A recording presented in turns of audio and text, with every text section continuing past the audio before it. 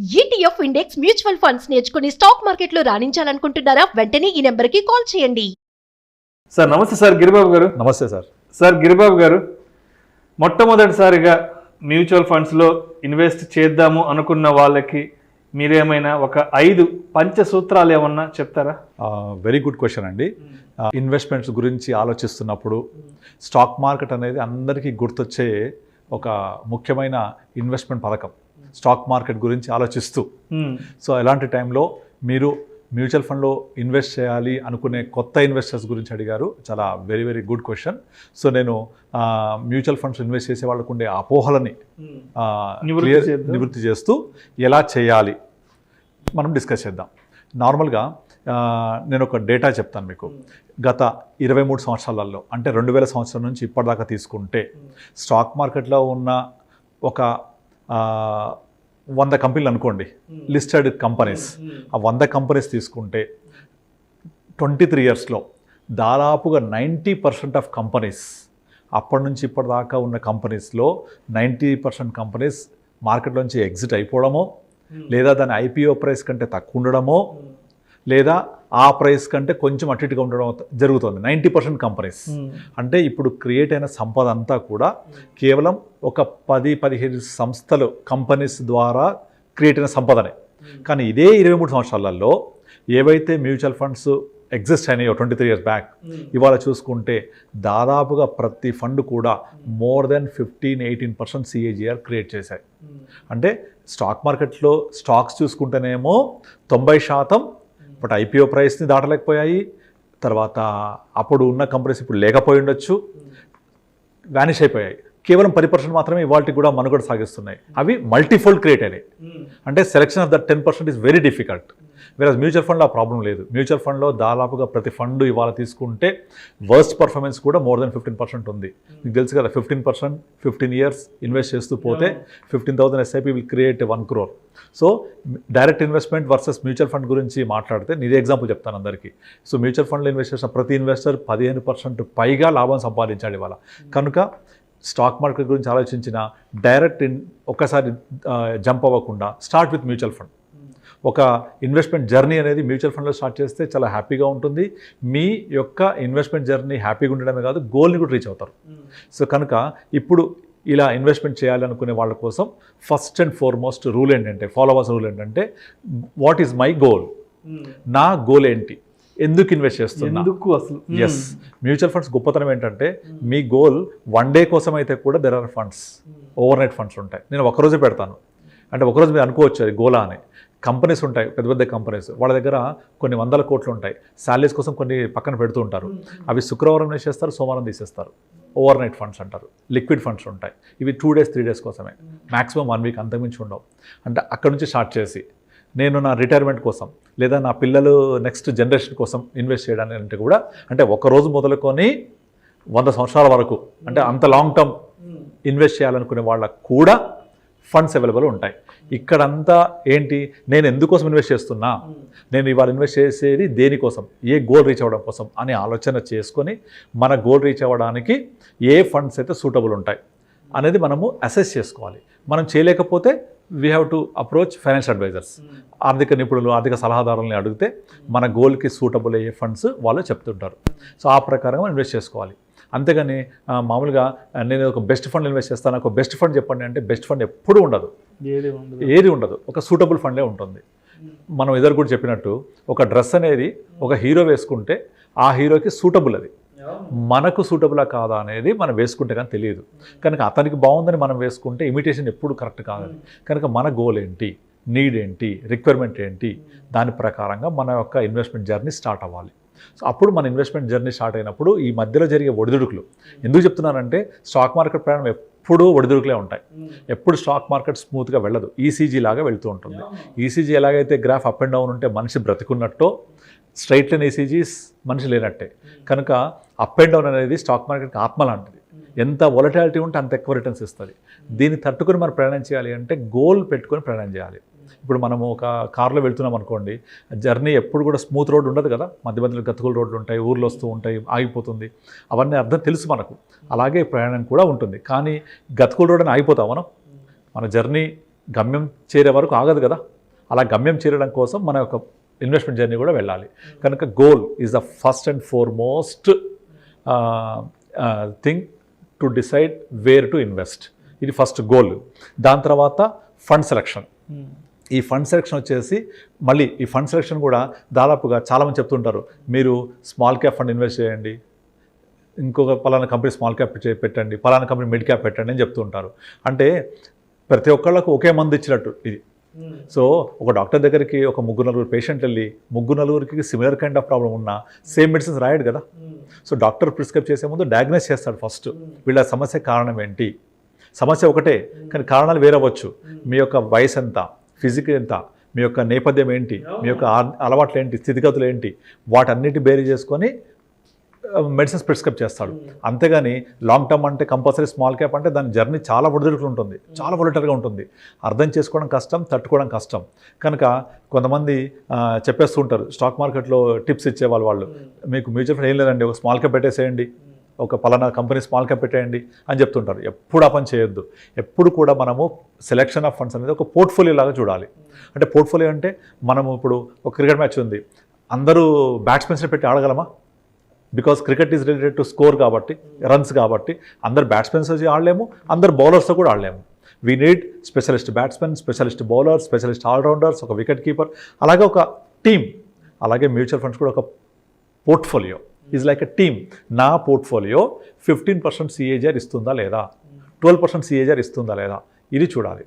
ఎందుకంటే ఆ పోర్ట్ఫోలియోలో FMCG ఉండాలి, IT ఉండాలి, బ్యాంకింగ్ ఉండాలి, ఫార్మా ఉండాలి, డైవర్సిఫికేషన్ ఉండాలి, స్మాల్ క్యాప్ ఉండాలి, మిడ్ క్యాప్ ఉండాలి, లార్జ్ క్యాప్ ఉండాలి. ఒక్కొక్క పని ఒక్కొక్కటి చేస్తుంది. కనుక portfolio selection is very very very important. ఇదైన తర్వాత మన ఇన్వెస్ట్మెంట్స్ ఇంతకుముందు చెప్పినట్టు డైవర్సిఫై కూడా ఉండాలి, డైవర్సిఫికేషన్ ఉండాలి.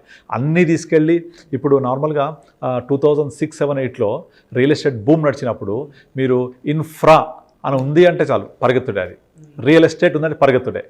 దాంతో పెరుగుతున్నాయి కదా, అందరు తీసుకెళ్ళి ఒకే ఫండ్స్లో పెడితే 2008 నుంచి 2023 ఇన్ని సంవత్సరాలలో కూడా ఆ ఫండ్స్ పర్ఫార్మెన్స్ చేయలేదు. బికాజ్ ఆ సెక్టర్ మొత్తం పడిపోయింది. ఈ రోజుకి ఇంకా అప్పుడున్న ప్రైస్ లేవు. DLF అప్పుడు 1100 ఉండే, ఇవాళకి ఆ ప్రైస్ రాలేదు, సగం కూడా కాలేదు. అలాగే IT బూమ్ 2000లో వెరీ వెరీ హై ఉండే. అంటే IT బూమ్ నడిచినప్పుడు ఇన్ఫోసిస్, విప్రో లాంటివి చాలా హై ప్రైస్ ఉన్నాయి. ఇవాళ అప్పుడు ఇన్వెస్ట్ చేసిన వాళ్ళు కనుక ఇవాళ చూస్తే వాళ్ళ రేట్ ఆఫ్ రిటర్న్ హార్డ్లీ 5-6% కూడా లేదు. అంటే ఎంట్రీ ఈజ్ ఇంపార్టెంట్, ఆ డైవర్సిఫికేషన్ ఇంపార్టెంట్. మీరు డైవర్సిఫికేషన్ చేసినప్పుడు ఏమవుతుందంటే మనం ఒక దగ్గర స్ట్రక్ అవ్వం, ఇరుక్కుపోం. ఒక సెక్టార్ పర్ఫామ్ చెప్తే ఇంకో సెక్టార్ పర్ఫామ్ చేస్తుంది. సో ఓవరాల్గా అగైన్ పోర్ట్ఫోలియో. సో ఇప్పుడు FMCG పర్ఫామ్ చేయట్లేదు, బ్యాంకింగ్ చేస్తాయి, బ్యాంకింగ్ చేయట్లేదు, IT చేస్తాయి. ఇప్పుడు ప్రజెంట్ IT ఫుల్ డౌన్లో ఉంది. ITలో కొంచెం ఇన్వెస్ట్ చేయాలి, FMCG కొంచెం ఇన్వెస్ట్ చేయాలి. డిఫెండింగ్ సెక్టార్ అది, value category, growth category, blend category ఉంటాయి, అంటే హైబ్రిడ్ ఫండ్స్ అని ఉంటాయి.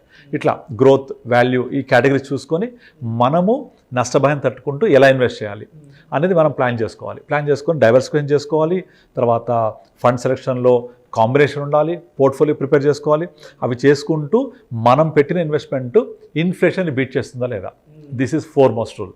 అండ్ ఇన్ఫ్లేషన్ బీట్ చేయకపోతే ఏ ఇన్వెస్ట్మెంట్ కూడా సరైనది కాదు. ఇప్పుడు కొంతమంది అమ్మో నాకు నష్టభయం వద్దు, నేను అన్ని తీసుకొని డెట్ ఫండ్లో పెట్టుకుంటా అంటారు. డెట్ ఫండ్ పెట్టుకుంటే అది బ్యాంక్ అంటే కొంచెం ఎక్కువ ఇస్తారు అంతే, just bank plus FD plus kind of returns. FD plus kind of returns పెట్టుకొని నేను నా రిటైర్మెంట్ గోల్ వెళ్తా అంటే కరెక్ట్ కాదు, వర్కౌట్ కాదు. అలా అని చెప్పేసి నేను ఒక 6 months 1 year కోసం పెడతాను స్మాల్ క్యాప్లో పెట్టడం కరెక్ట్ కాదు. సో నా గోల్ ఏంటి, నీడ్ ఏంటి, రిక్వైర్మెంట్ ఏంటి, ఇది ఇన్ఫ్లేషన్ బీట్ చేస్తుందా లేదా, అంటే అగైన్ మన పోర్ట్ఫోలియో ఇన్ఫ్లేషన్ని బీట్ చేసేలాగా ఉందా లేదా. So create your own portfolio. So చాలామందికి వాళ్ళ యొక్క ఫ్రెండ్స్, కొలీగ్స్, ఇంటి పక్క వాళ్ళు సజెస్ట్ చేసేస్తూ ఉంటారు. కానీ వాళ్ళకి తెలియని విషయం ఏంటంటే ఎవరి క్వశ్చన్ పేపర్ వాళ్ళకే ఉంటుంది, ఎవరి క్వశ్చన్ పేపర్ వేరే వేరే క్వశ్చన్స్తో ఉంటుంది. అంత పక్కోడిని చూసి కాపీ కొడితే డెఫినెట్లీ ఫెయిల్ అవుతాం. ఎందుకంటే పక్కవాడి రిస్క్ అపడేట్ ఏంటి, ఇన్కమ్ లెవెల్స్ ఏంటి, సోర్స్ ఆఫ్ ఇన్కమ్ ఎంత కాలం ఇన్వెస్ట్ చేస్తున్నాడు, అతని గోల్స్ ఏంటి, దాన్ని బట్టి అతను డిసైడ్ చేసుకున్నాడు. కానీ మనం పక్కోడు పెట్టాడు కానీ అదే ఫండ్స్ మనం పెట్టుకుంటే అతను ఎప్పుడు ఎగ్జిట్ అవ్వాలో అప్పుడు ఎగ్జిట్ అవుతాడు, మనం ఎగ్జిట్ అవుతామా? ఇక్కడ మీరు ఎక్కడైనా చెక్ చేసుకోండి, ఒక పలానా ఫండ్లో కొనండి, ఇక్కడ ఎంటర్ అవ్వండి, ఈ ఫండ్స్ కొనండి అంటారు, కానీ ఈ ఫండ్లోంచి ఎగ్జిట్ అవ్వండి అని ఒక్కరు కూడా చెప్పారు. సో మీకు ఎంటర్ అవ్వడమే కాదు, ఎగ్జిట్ కూడా తెలియాలి. ఎగ్జిట్ అంటే ఏంటి, ఎప్పుడు ఎగ్జిట్ అవ్వాలి, ఎందుకు అవ్వాలి, నా గోల్ ఏంటి అనేది మీ అంతటా మీరుగా తెలుసుకొని ప్లాన్ చేసుకొని వెళ్ళకపోతే ఫైనాన్షియల్ అడ్వైజర్ కలిస్తే definitely they will help you out. ఇప్పుడు ఆ హెల్త్ కోసం అయితే డాక్టర్ని కలుస్తాం, లీగల్ కోసం లాయర్ని కలుస్తాం. అట్లాగే ఫినాన్షియల్ అడ్వైజర్ని కలిస్తే మీ యొక్క ఆర్థిక సంబంధించిన అన్ని రకాల ప్లానింగ్స్, ఫైనాన్షియల్ గోల్స్ని మీట్ అవ్వడానికి హెల్ప్ చేస్తారు. సో మనకు ఆర్థిక నిపుణులు, ఫినాన్షియల్ అడ్వైజర్స్ చాలామంది ఉన్నారు. కానీ ఈ కల్చర్ పెరుగుతుంది. ఇప్పుడు రెగ్యులర్గా క్లయింట్స్ వస్తున్నారు, మాట్లాడుతున్నారు, వాళ్ళ యొక్క ఇన్కమ్ లెవెల్స్ ఏంటి, అప్పులు ఏమున్నాయి, ఆదాయం ఏముంది, గోల్ ఏంటి డిస్కస్ చేస్తున్నారు. So we could able to guide them. So ఇలా వెళ్తూ ఉంటే ఒక మన తోడు ప్రయాణంలో ఎప్పుడు ఒక తోడు ఉంటే మనం ఎలాగైతే మన ఒక గమ్యాన్ని చేరుకోగలమో, ఆ తోడు అనేది ఒక ఫైనాన్షియల్ అడ్వైజర్. ఆ తోడు అనేది మనము ఎటు వెళ్తున్నామో ఒక చెప్పే దిక్సూచి లాంటిది. ఇప్పుడు మీకు గూగుల్ మ్యాప్స్ ఉన్నాయి, అది పెట్టుకొని వెళ్ళామనుకోండి, అది ఎటు చూపిస్తే అటు వెళ్తూ ఉంటాం. పొరపాటున చెప్పింది కాకుండా పక్కకి వెళ్తే అది చెప్పదు గూగుల్ మ్యాప్ మనకు, ఇట్లా వెళ్ళావు తప్పు వెనక్కి అని చెప్తుందా? చెప్పదు. మళ్ళీ అటు వెళ్తే కూడా ఇంకో రూట్ చూపిస్తుంది, మళ్ళీ అటు వెళ్తే ఇంకో రూట్ చూపిస్తుంది. అది ఎప్పటికప్పుడు మనల్ని రీరూట్ చేస్తూ ఉంటుంది. కానీ ఇది తప్పు వెనక్కి అని చెప్పరు. But financial advisor will guide you. ఈ ఫండ్స్లో ఇన్వెస్ట్ చేస్తే ఇంత రిస్క్ ఉంటుంది, ఇది చేయాలా వద్దా చేయాలా, కరెక్ట్గా గైడ్ చేస్తూ ఉంటారు. So entry level, exit level. ఇప్పుడు థీమాటిక్ ఫండ్స్ ఉంటాయి. మీరు 2020 టైంలో, 2021 కరోనా టైంలో డైరెక్ట్ ఇన్వెస్ట్ చేసిన దాదాపుగా డైరెక్ట్ ఇన్వెస్టర్స్ అందరూ కూడా వాళ్ళ యొక్క పోర్ట్ఫోలియో 70% టెక్ ఫండ్స్తో నింపేశారు. థీమాటిక్ ఫండ్స్, స్మాల్ క్యాప్స్ నింపేశారు. అవి తర్వాత 2021 అక్టోబర్ తర్వాత బ్లీడింగ్ లిటరల్లీ చాలా పడిపోయినాయి. అర్థం కావట్లేదు.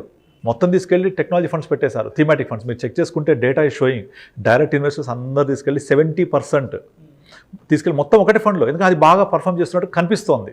ఏ ప్లాట్ఫామ్ ఓపెన్ చేసినా కూడా హైయెస్ట్ పర్ఫార్మింగ్ రేటింగ్ చూడడము, హైయెస్ట్లో ఉంది 30%, 40%. సో పెట్టాయి. కానీ ఎందుకు పెరిగింది, రీజన్ ఏంటి, గతంలో ఏం జరిగింది, ఎందుకు ఈ ఫండ్స్ పెరిగాయి, రేపు భవిష్యత్తు ఏంటి, ఎవ్వరూ దాన్ని అసెస్ కూడా చేయలేదు. అందుకే ఒక అడ్వైజర్ మాత్రం ఎప్పుడూ తప్పు చేయడు. నేను చూస్తుంటాను కదా, అడ్వైజర్స్ ఎప్పుడు తీసుకెళ్ళి ఒక బాస్కెట్లో ఆల్ ఎగ్స్ పెట్టాడు. అన్ని ఎగ్స్ ఒక బాస్కెట్లో పెట్టకూడదని ఒక థంబ్ రూల్ ఉంటుంది. సో ఆ టెక్నాలజీ సెగ్మెంట్ పెరిగితే కూడా కొంచెం అలొకేషన్ తీసుకోవాలి, లైక్ 5%, 10%, 90% ఇంకో చోట్ల అలొకేషన్ తీసుకోవాలి. అలా మొత్తం పోర్ట్ఫోలియో డిజైన్ చేసుకోవాలి. డిజైన్ చేసుకుంటే ఆటోమేటిక్గా ఒకటి కాకపోయినా ఇంకొకటి మీకు రిటర్న్స్ జనరేట్ చేస్తూనే ఉంటుంది. You have to look at the portfolio level, not at a fund level. ఇప్పుడు చూస్తే టెక్నాలజీ ఫండ్ పడిపోయి ఉన్నాయి కదా, సో వాళ్ళందరూ మొత్తం ఒక దగ్గర పెట్టి లాస్ అయిపోయి ఇప్పుడు బాధపడుతున్నారు. మళ్ళీ కొంచెం పికప్ అవుతున్నాయి ఇప్పుడు. కానీ ఈ పికప్ అయినప్పుడు మిగతా ఫండ్స్ అన్ని బాగా పెరిగిపోయి ఉన్నాయి, అంటే లాస్ అయినట్టే కదా. బట్ అలా కాకుండా ఒక పోర్ట్ఫోలియో లెవెల్లో మనం ఇన్వెస్ట్ చేసుకుంటే portfolio will give you decent returns.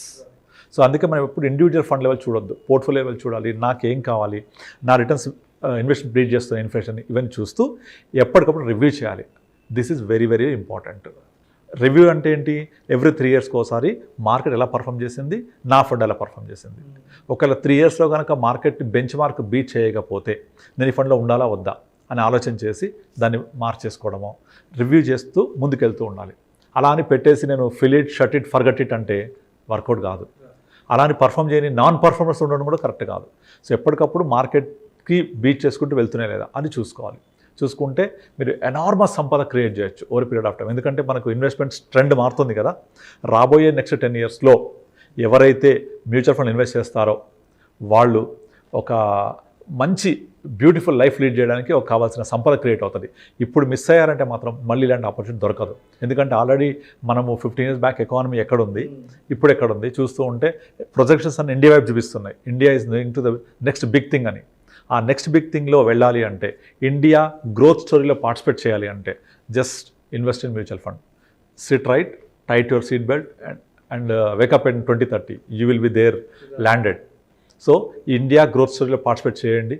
అందరికీ నేను చేసే అప్పీల్ ఇదే, simply invest in mutual funds. Happy journey, investment journey కూడా సుఖమయంగా ఉంటుంది. Thank you sir. Thank you so much Giribabu garu. Thank you sir. First time mutual ఫండ్స్లో ఇన్వెస్ట్ చేసే వాళ్ళు ఎటువంటి జాగ్రత్తలు పాటించాలి, ఎటువంటి విషయాలను తెలుసుకొని ఇన్వెస్ట్మెంట్స్ జర్నీ అనేది స్టార్ట్ చేయాలి అనే అంశం గురించి చాలా క్రిస్టల్ క్లియర్గా తెలియజేస్తారు. Thank you so much sir. Thank you sir. ప్రేక్షకులకు విజ్ఞప్తి, ఈ వీడియోలో ప్రస్తావించబడిన అంశాలు కేవలం ప్రేక్షకులకు అవగాహన కొరకు, ఇన్ఫర్మేషన్ కొరకు, ఎడ్యుకేషన్ పర్పస్ కొరకు మాత్రమే వీటి గురించి ప్రస్తావించడమైనది. పెట్టుబడులు పెట్టే ముందు ఫినాన్స్ ప్రొఫెషనల్ని సంప్రదించి మాత్రమే తుది నిర్ణయం తీసుకోగలరని మా మనవి.